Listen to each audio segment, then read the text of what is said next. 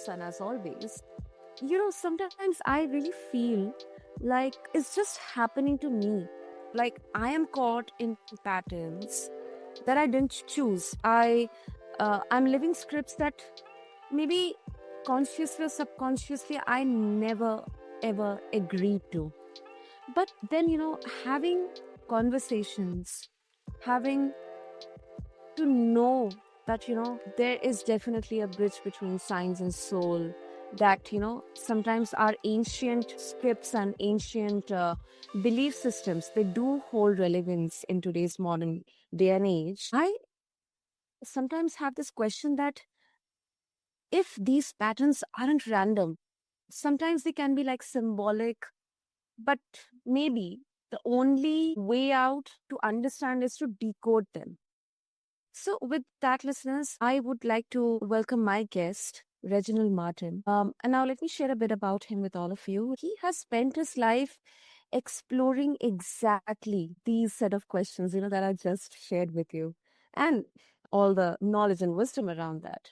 Now, he's the founder of Kametapysics, as you all know, and he has woven together ancient Kemetic science, depth psychology, and symbolic wisdom into a beautiful framework that helps us face paradox, not run from it or not fearing it.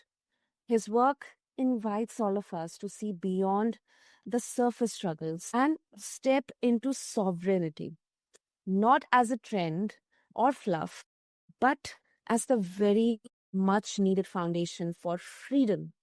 So, listeners, this isn't just about healing, it's about knowing Reginald's journey, and it's about remembering through his journey and through his lived experiences that who we are beneath all this noise, the dogma, the conditioning. So, I invite all of you to slow down, breathe into the paradox, and begin. So, Reginald, as always, welcome to the show, and it's such an honor to have you every time with us.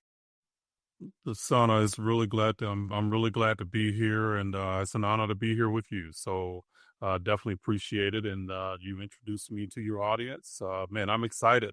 Let's rock and roll. Let's rock and roll. Absolutely. The exciting thing is that, you have been on so many of our shows talking about paradoxical Heka, Kametaphysics, the connection between the seasons, our sun and moon, our planets, the dark night, how, our soul cycle is connected to the season cycle. But now I think our listeners, they're very eager to know your journey.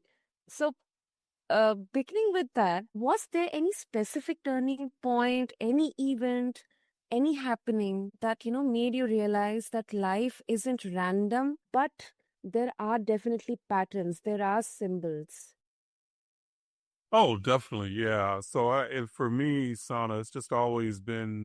I've never been one of those people that kind of like fit in with the crowd, and a big part of that is because I've just always thought differently. I've asked questions, and like you were asking some pretty big existential questions here about just existence, how we live, really, and how we move through the world, you know. So when for me growing up, it was really people would tell me certain things or tell me how things should be or how I should live my life, and if I live my life, then you know this is supposed to happen. So obviously that's supposed to be a pattern. You do certain things are supposed to happen. Okay, well, very early on, I started to question because the things they said I was supposed to do didn't produce the results they told me that was supposed to happen. So that immediately it made me start to ask questions just from the jump. So it was like if all of this stuff is true, then and what you're telling me is true, then I should move from point A to point B and then C should happen, you know? But life doesn't happen that way. We know that. It doesn't happen that way. So that's kind of what started me first to just start to questioning.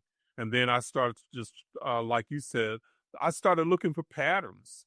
And when I started looking for patterns, then a lot of things started showing up in ways that they told me certain patterns were because of this, but it ended up being that they were like universal, you know. So it made me start to question a lot of things, if that makes sense. It does. It does. And I think as humans, how we are different from any other species here is that we have been given the ability to question, to reason, to think, and I think that's what makes us humans, Homo sapiens. And if we are not encouraged to question, if we are not encouraged to be curious, just to fit in a specific mold or just kind of dissolve into the system, then I think we are no different than I mean, animals. I'm just not generalizing, but it's just a kind of a scientific kind of thought that I had when you were sharing. So I think your beginning, it definitely gives uh, a huge inspiration in terms of questioning things, asking the right questions, having that openness to because if we look at science, every day there is some kind of new discovery. Every day there is some kind of new, invention, of Mhm. course, in techno. But something, some theory or some formula or, some statement which was valid maybe a week or a year back in science may not be valid. There are observations, there are researches, there are deductions. So I think it's a beautiful gift that you realize that you had to. And did you ever get any pushback from others, Reginald, that you're not supposed to question anything? I mean, you are a part of this society, so you have to agree with everything that is told to you. Did you ever get Right, pushback? right. All the time. And even growing up, that was one of my things that would really kind of get me in trouble was, the people who were in the know, the grown-ups, when I was younger, I would ask the questions, and if they couldn't answer, then one of the standard answers was, well, God doesn't want you to know that. And, some of my thought was I didn't ask God, I asked you. So it was kind of so I wouldn't necessarily say that to them, but I'm thinking that, as a youngster, it's like, I'm just curious. I just had a curious mind. But society does a lot of times want to dictate who we are. And I think a lot of times, especially for the people, like ourselves, we kind of step out of the norms. And a lot of times we might consider ourselves weird or we don't feel right, whatever the case might be. But I think a bigger part of that is that those that don't fit into the norms are bringing in a new energy, from my perspective. We're bringing in a new consciousness in a way that is going to transform the world. But in a lot of ways, we're on the leading edge, so we seem out of place in a lot of instances, if that makes sense. Totally, totally. Okay, now, and this is also very interesting. Any specific symbol or teaching, like you mentioned yesterday also in our another podcast that these ancient symbols and teachings, they have origin in Egypt. So any specific symbol and teaching for the first time that came across you or cracked open this way of seeing for you? Yeah, so a lot of the symbols are things that I've been discovering in the last few years. That a lot of the things that we grew up with as symbols, like for instance the cross, has a lot more deeper meaning in a lot of more different ways than we've been taught. One of the things that I've discovered is that the cross, was actually used in a way in alchemy and hermeticism, in as a diagnostic tool in a way. Okay. So for instance, you have the vertical axis, just going up and down. So in the hermetic system, that was above and below. Okay. And then you have the horizontal axis, which is as within, so without. Okay.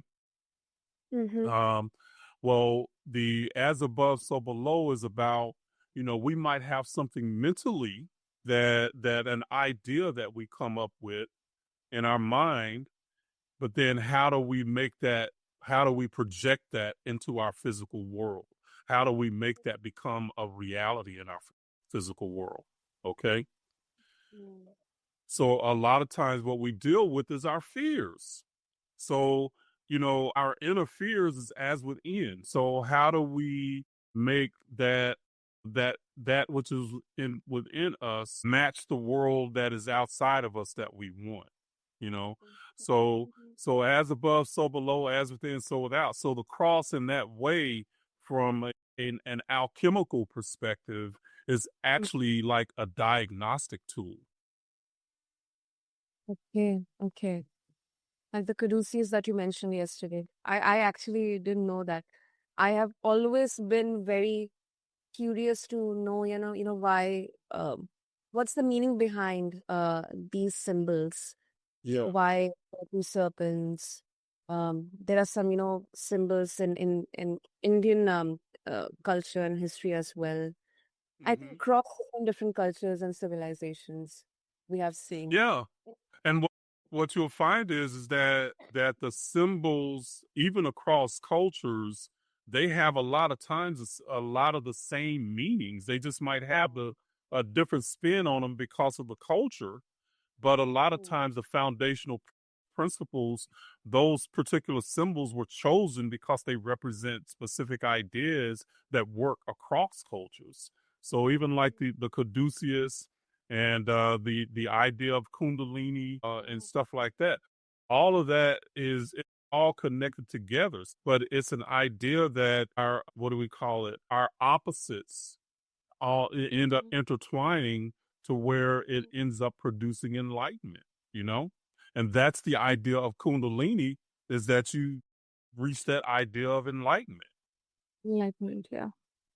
Yeah. Right, right. Yeah. So Uh-huh.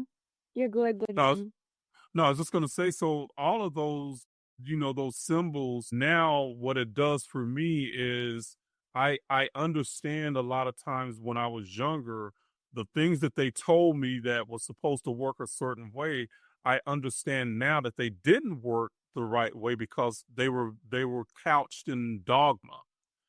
But you once you start to get outside the dogma, then it starts to make more sense as a spiritual science because you can connect the symbols to your experience. Absolutely. And uh, I also believe that, I don't remember it specifically, but like ancient civilizations, we talk about Indus civilization in the Indian subcontinent and um, then Mesopotamia. They did trades. I mean, they actually communicated through symbols. Historians, they have tried to translate those ancient scriptures using symbols, not specific, language, but their language was in fact to communicate was like through symbols. So I think that's a very, very, it really, really holds a very important, special place in building the future and present. No, absolutely. I agree. I agree. And I think what that does is that it ends up helping us all connect to the things that are universal to humanity. And I think a lot of times what has happened in the West is that religion becomes such a us against them type thing. If you don't believe my way, then you're not in the in crowd. But when you start to looking at these symbols, and across different spiritual systems, like the Kemetic system, like the Buddhist system, like the Hindu system, there are so many commonalities, but the words might be a little bit different, but how they express the ideas a lot of times symbolically are the same, you know? So when you're talking about, for instance, why did gold become so popular across cultures?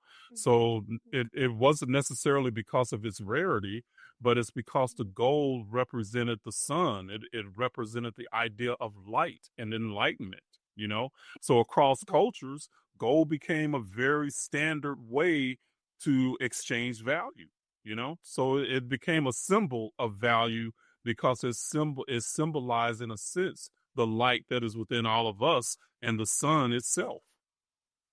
Wow. Wow. That's that. That's a really beautiful insight. Let's come to paradox now, since your work revolves around it. Now you have spoken, you have shared your insights with us that how paradox is central to your work. Was there any personal paradox in your life, like a contradiction that you struggled to hold, that pushed you into this understanding? Oh yeah, yeah. So and that's what made it so valid for me was it's been my struggles as I've even developed my business as moving forward in in what I do, because I struggle with just the idea of someone being spiritual and then charging for something that is supposed to be spiritual, because a lot of people will tell you, well, if it's spiritual, it's supposed to be free, you know?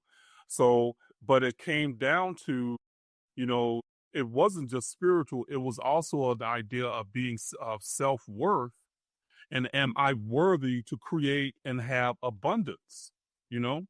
So those were struggles that were internal to me, that became paradoxes that I had to reconcile and deal with. If that makes sense. It was just it is so it was about my internal journey that a lot of this stuff is coming from.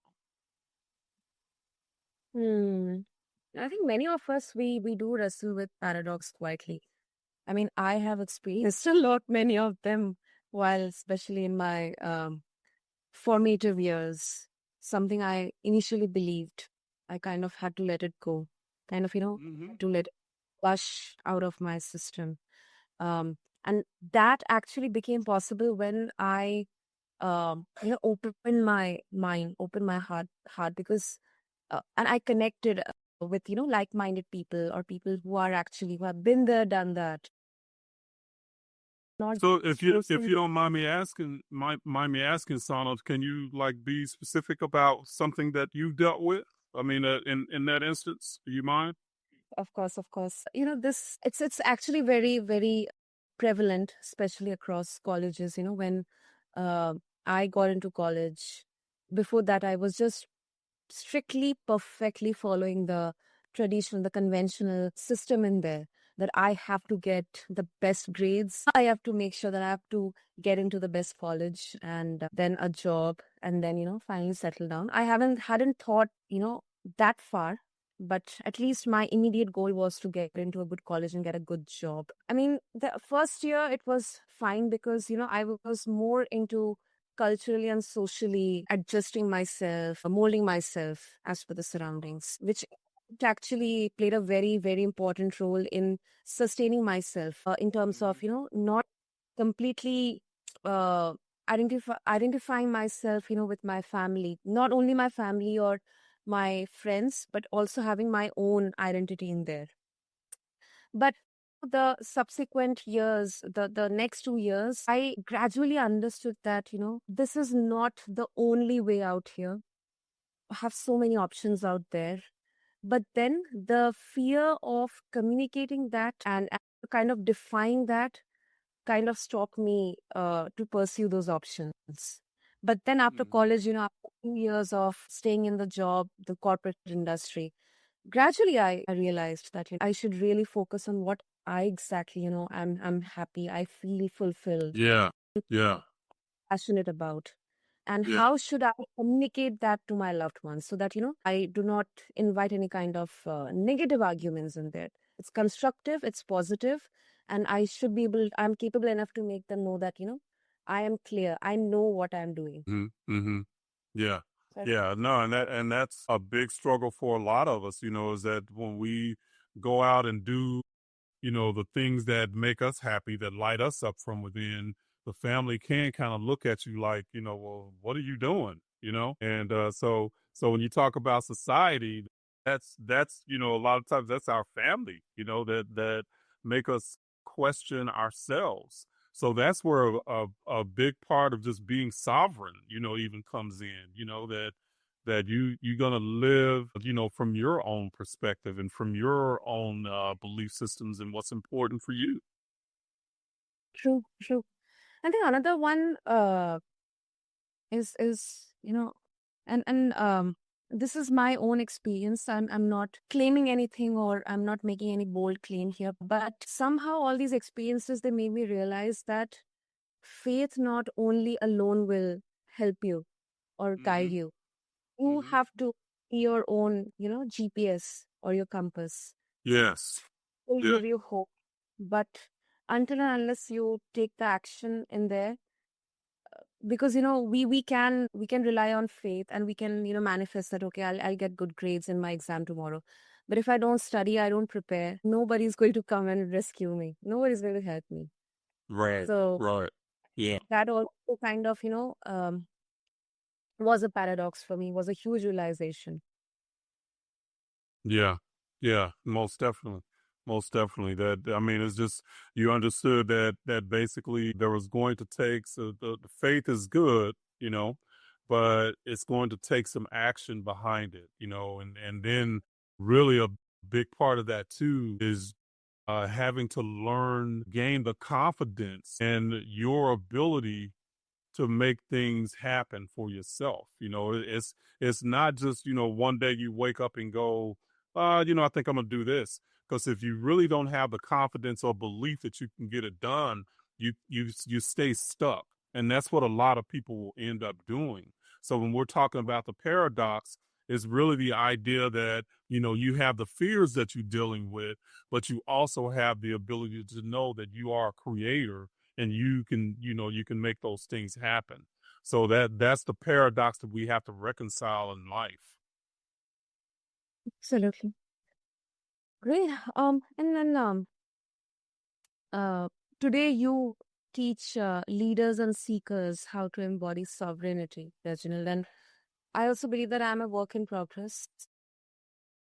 We all are. And through all these conversations, every time it's such a huge learning opportunity for every one of us, but personally for me as well. But if we go back to the beginning, when you were just starting this journey, what would you tell your younger self who was still stuck in fragmentation? Oh man, what would I tell my younger self was that you're going to be okay, because when you strike out, you do go through a lot of doubts and you deal with a lot of fears, and son, I've had my ups and downs where I've lost everything I've had, a couple of times in my life, where I had to start over. Okay, but each time I learned something from it and I came back stronger from it. So I would fear the loss at first. Before it happened, I would be in fear and in turmoil because I was afraid. But after it happened and I bounced back, then I realized, you know what? It's gonna be okay. So I would tell my younger self, you're gonna be okay.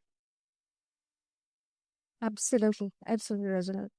I think I would also tell my younger self that do not overthink, because I've been a huge overthinker. And there have been so many situations where, to be honest, I do not even have any memories about them. I've just flushed them out and Yeah. thinking about the present and maybe a bit of future. But then I would tell my younger self not to overthink. No, I agree with you. It's the same. It's almost like you once you come through it, you put it out of your mind and you're focused on what's next. So you don't dwell on the past, you don't dwell on what happened, so you can forget it. But it's just for those of us that move forward, that's really a lot of times what it takes, that we don't get grounded in the fear. We take the lesson and we move forward. Exactly, exactly. And I think this exchange between our past and present selves, it's such a human way to measure growth. Often we kind of, I have multiple times fell, in trap to compare myself with others, Yeah. in terms of titles they have, how much money they're earning, what kind of clothes they're wearing, what kind of brands they are consuming, what kind of food they're eating. And it really shows that how far we have come, and really, really gives such a ray of light, hope for, anyone who is still in that earlier place. Yeah. Yeah. Most definitely. Most definitely. Yeah. Super, super. And Reginald, before we wrap up, of course, if you have anything like a message or any thought you would like to share with our listeners, what would it be? Like anything that you would like to. Yeah, I would just say, just the thing is live your life on your terms. So don't get lost in what society thinks, because that's going to lead to unhappiness. You know, that's one of the things that I've learned, just through my life, is that, when I decide to do and live life on my terms, my peace and my happiness, follows. But trying to live in other people's and society's box of what the expectations are, it produces unhappiness. So live life on your terms and unapologetically. Wow, that's bold and inspiring at the same time, Reginald. Beautiful, beautiful. And yeah, of course, if listeners they would like to connect with you, what should be the easiest way? Yeah, Reginald Martin Substack.com. So that's a place they can reach me. Super, super. Great. So, listeners, there you got the lived experiences, the origin, the paradoxes in our life. And, if, I would close this, I'm really reminded that life isn't random. There are patterns. It is patterned. The fragments we carry, or the guilt, the shame that we inherit, or maybe the paradoxes that we avoid, they all have meaning if we are willing, if we are open to look deeper. So, Reginald, thank you so much for being candid, for guiding us into this deeper architecture where, everything is not a buzzword. Sovereignty isn't a buzzword, but it's a birthright. So, thank you so much. Absolutely. Thank you for having me, Sana. It was a great conversation. Yeah, of course. Great. So, listeners, until next time, keep walking with awareness, curiosity, and compassion. And do check out Reginald's Substack. Just refer to the show notes along with this episode on your favorite podcast platform. And until then, this is your host, Sana, signing off. Thank you.